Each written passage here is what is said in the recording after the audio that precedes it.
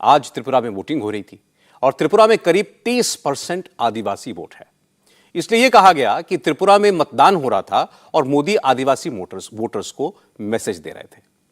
Tripura assembly के लिए आज 80% से ज्यादा वोटिंग हुई है। चुनाव को लेकर लोगों में कितना उत्साह था, इसका अंदाजा आप इस बात से लगाएं कि शेड्यूल खत्म होने के बाद भी वोटिंग होती रही। हालांकि वोटिंग का वक्त शाम 6:30 बजे तक ही था, लेकिन इलेक्शन कमीशन के नियमों के मुताबिक वोटिंग का टाइम खत्म होने से पहले जितने भी लोग पोलिंग बूथ के कैंपस के अंदर आ जाते हैं, उन सब के वोट डलवाए जाते हैं। इसलिए वोटिंग देर शाम तक चली। त्रिपुरा विधानसभा की सभी 60 सीटों के लिए आज एक ही दिन में वोट डले हैं। कुछ एक जगह पर हिंसा की छिटपुट घटनाएं हुई, जिसमें सीपीएम के 3 कार्यकर्ता घायल हुए हैं। त्रिपुरा में इस बार मुख्य मुकाबला सत्तारूढ़ बीजेपी और कांग्रेस लेफ्ट अलायंस के बीच है।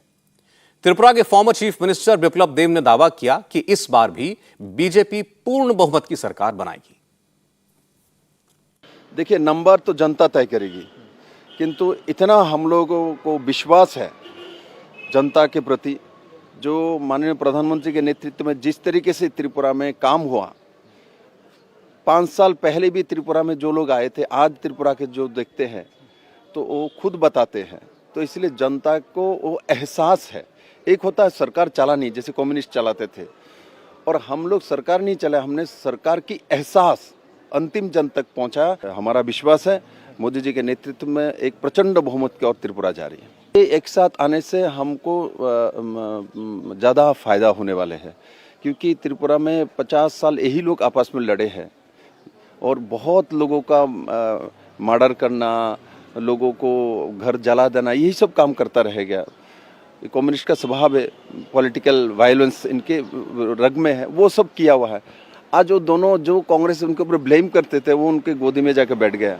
तो इसलिए 18 में तो कांग्रेस पोस्टर में परिणत हो ही चुका था, अब कम्युनिस्ट को भी पोस्टर में लेके जाएंगे। ये योट त्रिपुरा की जनता ने भी नहीं माना, प्लस इनके सबसे बड़े नेता ने नहीं माना, तो हार तो इनका ऑलरेडी हो चुकी है।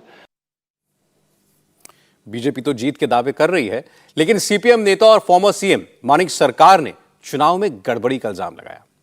मानिक सरकार का आरोप है कि कई जगह पुलिस ने बीजेपी का फेवर किया, उनकी पार्टी के लोगों को डराया, धमकाया। मानिक सरकार कह रहे हैं कि उन्होंने इलेक्शन कमीशन से शिकायत तो की है, लेकिन उम्मीद नहीं है कि कुछ होगा। अगरतला में ही नहीं, कई जगह जैसे कि रामनगर में वोटिंग में कुछ समस्या हुई थी। हमने इसकी शिकायत चुनाव आयोग को दी थी। ये भी पता चला कि कई जगह पर पुलिस ने पक्षतापूर्ण व्यवहार किया, लोगों को वोट देने से रोका। चुनाव आयोग ने कहा कि हम जांच कर रहे हैं।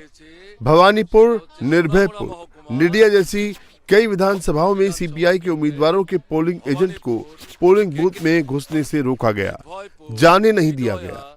जो लोग किसी तरह बूथ के अंदर गए, उनके साथ मारपीट की गई। हमने इसकी शिकायत मुख्य निर्वाचन अधिकारी से की है। उन्होंने कहा कि वो मामले को देख रहे हैं। इंडिया टीवी हर वक्त हर जगह डाउनलोड करने के लिए सर्च करें India TV news Google play store या ऐप स्टोर पर।